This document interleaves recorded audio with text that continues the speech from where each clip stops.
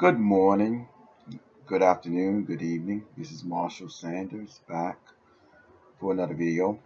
Um, I'm gonna go a little off script to the series and address in as short as possible video something that I woke up to this morning. Um, I was actually out helping a friend with some work until about 3 o'clock this morning.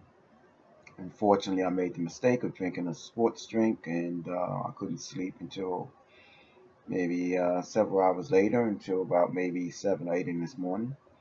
So if I'm a little sleepy and not as coherent as I usually am, and we all know I'm not as coherent as I should be when I'm making these videos, but uh, it's because I didn't get much sleep. I had a couple of hours sleep, and I'm actually about to do a little more work. But I decided I wanted to shoot this video before I went to do anything else because this is something that's very much in the white matrix that I have not even touched on yet that needs to be touched on right now in my mind. First of all, let me tell you what happened this morning. When I woke up this morning, if you want to call it that, it was a couple of hours that of sleeping which I had. I immediately started checking my Facebook posts as an administrator at American Patriots Against Tyranny. I wanted to check the posts and respond to anyone who wanted relevant information. Most of the comments were just a bunch of racists who wanted to insult, literally. However, I was saddened to see a post from a childhood friend. I'm not going to name names. I do not want to make this person, uh, seem bad. I think he's always been uh, the person that he is. I love him. I love him now. I love him after what he posted. But I'm gonna tell you the mainstay of what he posted. There was a white Ohio uh, vet. This man was a veteran of not only the army but apparently even of having seen action in other countries. Now, I can go on a list of things of very evil and very good and everything in between soldiers. And, so I don't know this man, so I can't judge his life simply on an article posted. And nor should I say anyone else. But of course, you're a human being. You have the right to make your own evaluations, and I encourage you to do so. However, what struck me about this. What my friend posted was that this man, this army vet from Ohio, had died, and here was the caption: he died because he did was not wearing a mask. Now, the comment from my friend, the little, subtitle was he should have wore his mask and he wouldn't uh, have died or something to that effect. Nothing pisses me off like an arrogant prick, excuse my language, putting something against somebody they don't even know. And so I put a comment, and I'm sorry, I couldn't be very diplomatic with him. I curse. I don't curse. I don't do anything like that. But basically, what I put was, what kind of person are you to put something like that, knowing that people who have masks on are actually dying also, including those who have the best of masks. All over the world, including the United States, doctors, nurses, and professionals have died from COVID-19 as well as other complications. I'm not going to get into discussion on COVID-19 things. But how careless can a person be to say, aha, I'm laughing at this man who died, an army vet. Don't know what kind of person he is, one way or the other. He could have been the best guy, he could have been the worst guy. I don't know. I'm not here to speculate. But to put it into that immediately, you should have wore your mask. That's why you're dying. And to mock a person who may end up being a very good person because he refused to wear a mask, that's unacceptable. That is demonic to even suggest that. I subsequently put on there for him the CDC guidelines saying who should not wear masks. And for those who are not aware, the CDC, the same people are quoting as wearing a mask, also put on there for those who wish to actually go check the CDC website. Those who should not wear a mask are children under 2, people with any breathing problems, as well as certain others that to this moment right now, I've forgotten. So there are exceptions to the rule to even people who should or even could or can, I should say, a mask. And yet, in a time of crisis like this when we need each other, people are actually judging and mocking people for not wearing a mask. And when they don't do something that a person thinks is the right thing to do, they mock them. Well, anyway, let's do it this way. I'm going to use this step to talk about something that's very close to my heart. I'm doing a series on this white matrix, but I'm going to talk about something called the House Negro.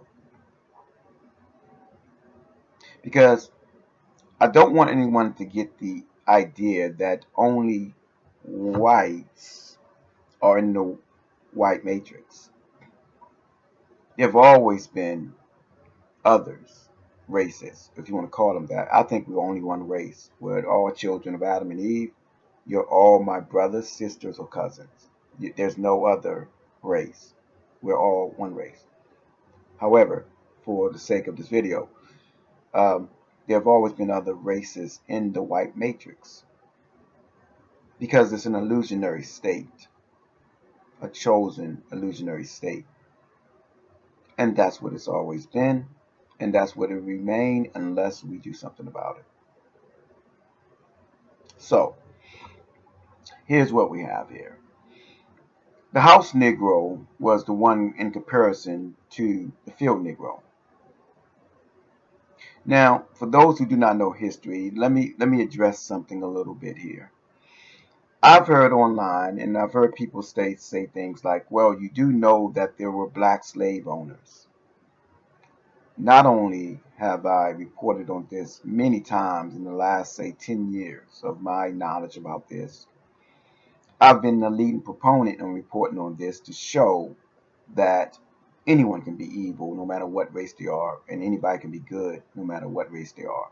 And we should judge them by their individual merits and not a group or supposed or racist merit. Now,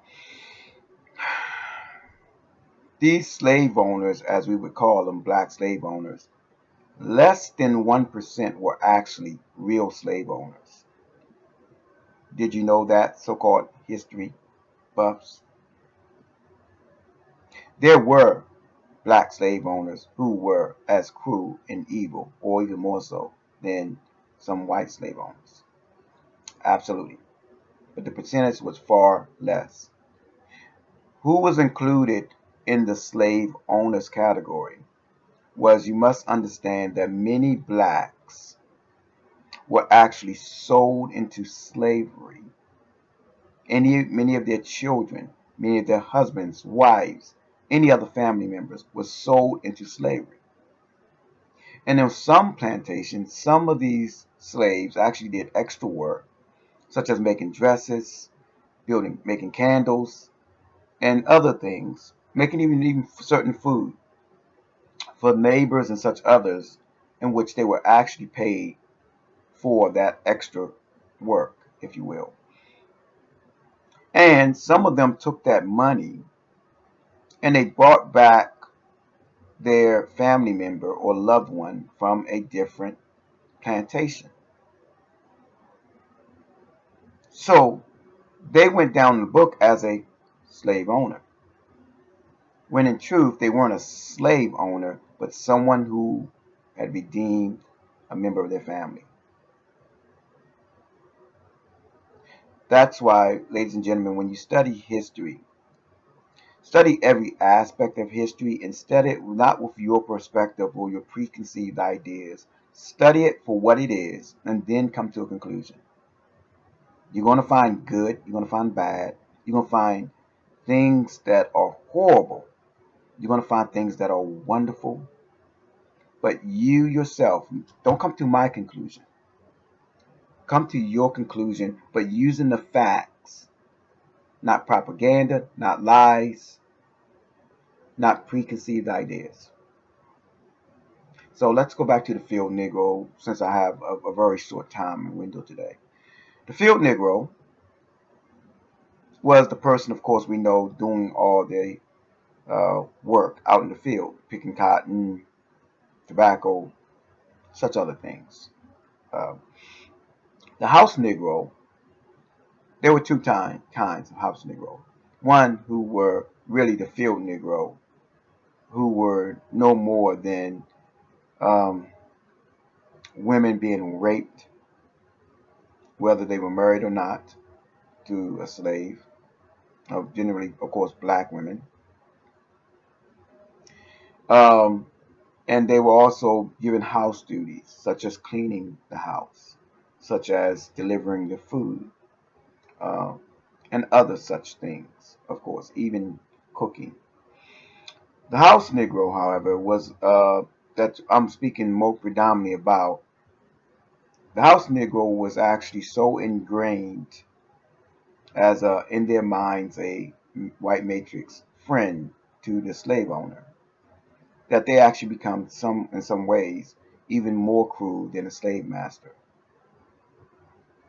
As a matter of fact, that black slave would in some ways and sometimes be the cause of many slaves being sold, beaten, raped, or some other event because the house Negro literally saw himself as a friend and ally, an essential worker, if you will, to the white master. And so, rather than lift up the people whom he knew was enslaved, he literally considered the people who were field Negroes his enemy. And when the field Negroes basically tried to find any freedom, when the field Negro tried to run away, when the field Negro tried to resist the house Negro for maybe sleeping or having sex with his wife, well, he responded the way many white masters did. And he actually had many of the slaves and others sold or beaten. So why am I speaking with this?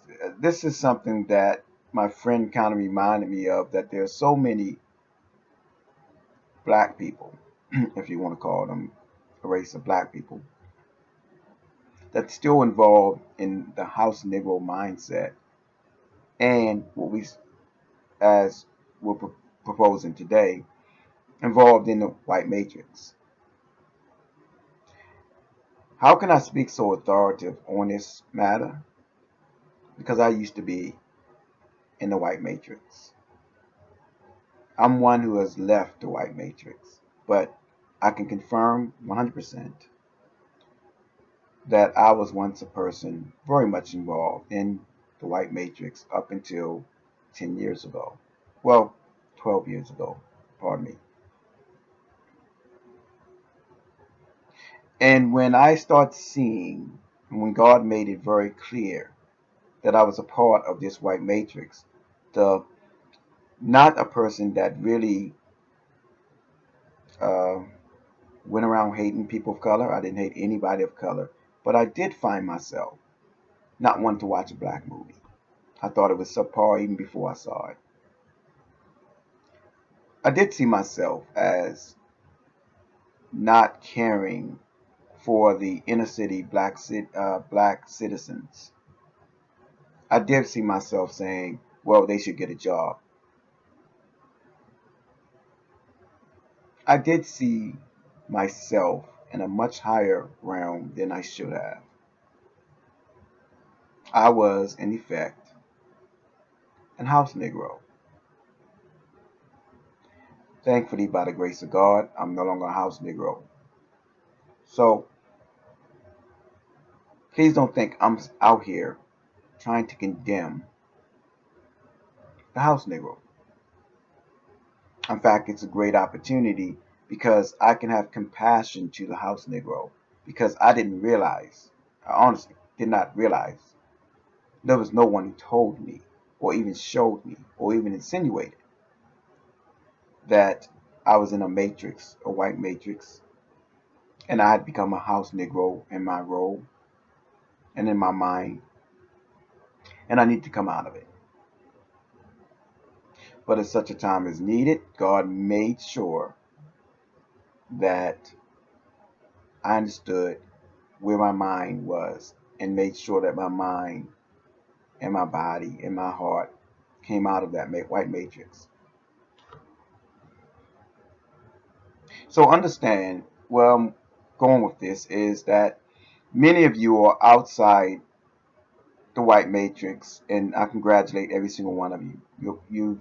You've probably effectively been out of the white matrix most of your life, if not all of your life, and you're a better person than I am, no matter what your station is in life.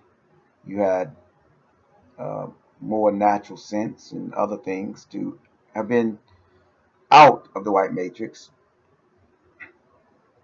And being a man now, I would like to even apologize to anyone who I did once think uh, so wrongly about when I was in the white matrix. Being a man, I can do that. Now, this field Negro mindset allowed so many to escape that, but the house Negro mindset still persists today.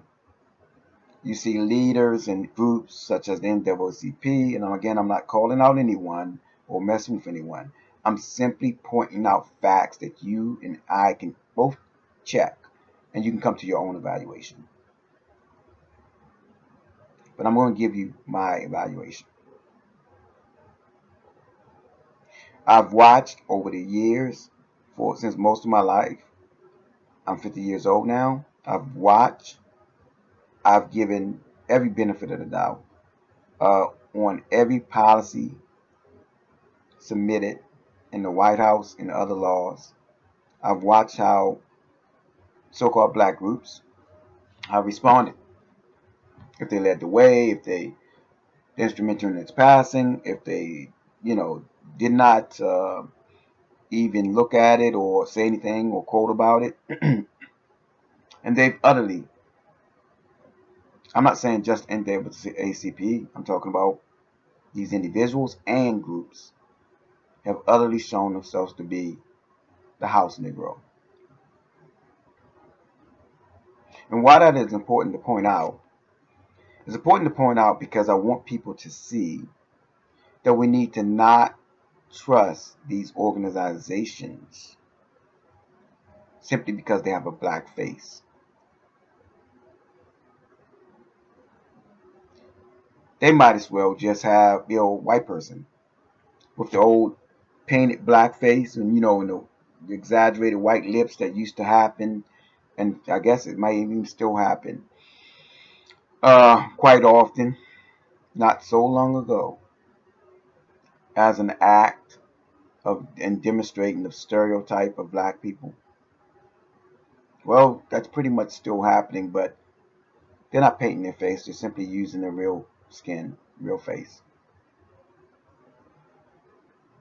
And so I'm trying to passionately, but with compassion,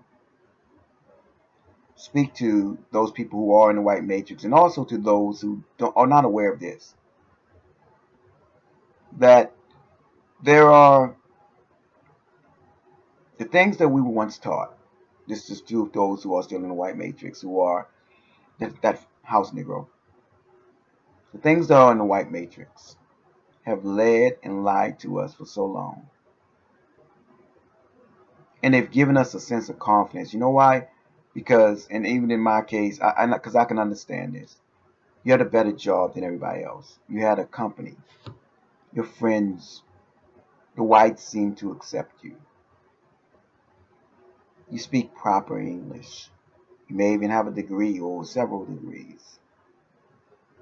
You haven't been pulled over yet. And if you pull over, you speak properly to the cop and nothing bad happened. And so you come to the conclusion, it must be them, not me. Let me explain something to you, people, please. And I say this with all the sincerity and without any um, without any judgment against you. You're fooling yourself. You're fooling yourself. If they recognize you, and this is with me, I had friends I called cops. Best of friends. If they recognize you, you would think that you're the best friend. If they do not recognize you, you will get a bullet and be treated, excuse me, you will be treated just like every single black face they've encountered. They will put a bullet in you. They will plant drugs on you. They will, whatever. They will destroy your life if they think you're a threat to their white matrix. That's the truth. I know that happened to me. And I deserved it to happen to me because there were many young people that were telling me how badly the police were treating them at the time. And I simply assumed that because they were youth, I was a coach at the time, a wrestling coach. And I simply assumed it was because they let their pants hang or they gave the impression of being a gangster in such a wonderful suburban enclosure that we live in.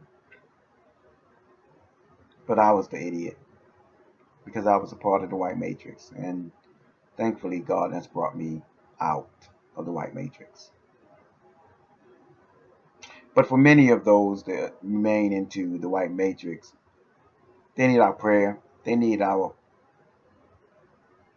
Uh, they need our information to address their situation and to address them, confront them.